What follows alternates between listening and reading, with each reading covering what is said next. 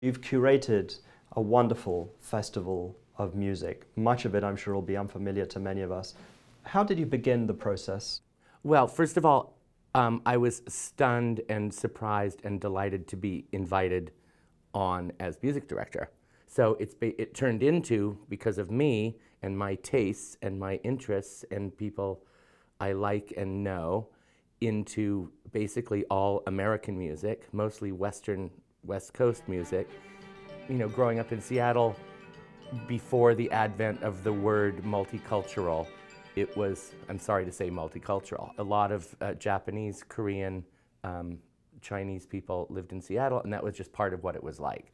So also Henry Cowell, John Cage, Lou Harrison, these people were going to see Peking Opera in San Francisco, and they were experimenting at Cornish School, which is in Seattle. And you know, Cowell's time in prison was when he was also coaching Lou Harrison as a composer.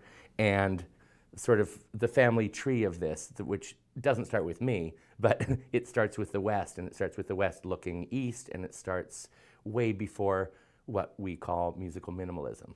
The music of your longtime friend and colleague Lou Harrison features heavily in the programs of Ojai North.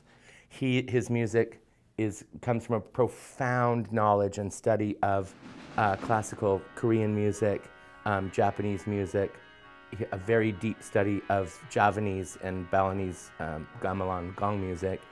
One piece that I've been following, I've been keeping track of it, is Lou's concerto for organ and percussion. I've always wanted to choreograph to it, but you never get to a theater where there's both an organ and the possibility of dancing. So we just get the oral splendor of this wonderful piece.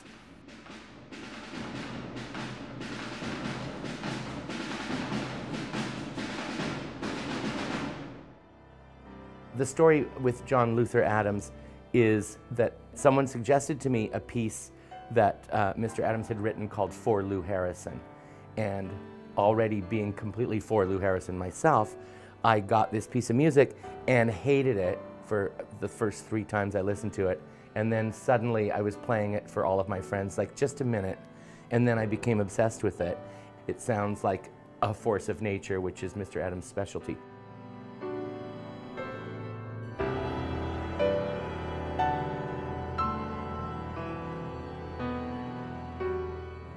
Stravinsky's The Rite of Spring is one of the dance pieces featured on Ojai North this year. Can you introduce that piece to us?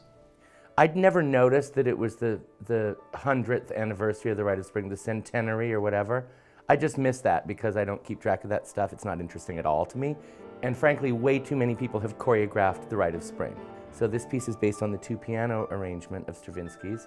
And my very good friend, Ethan Iverson, who is part of this fabulous jazz trio, the Bad Plus, the 3 of them came up with a reading of this piece which promised to reinstate the rhythmic rigor that Stravinsky had in mind, I think, which is very rarely played out in an orchestra setting.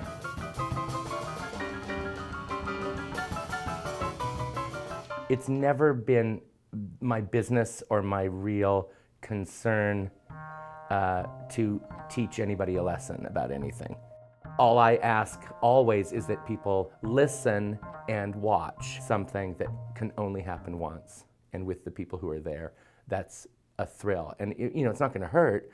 You might adore it and you might not like it at all, but at least you went through it. So I want people to just trust me. That's what it is, trust me.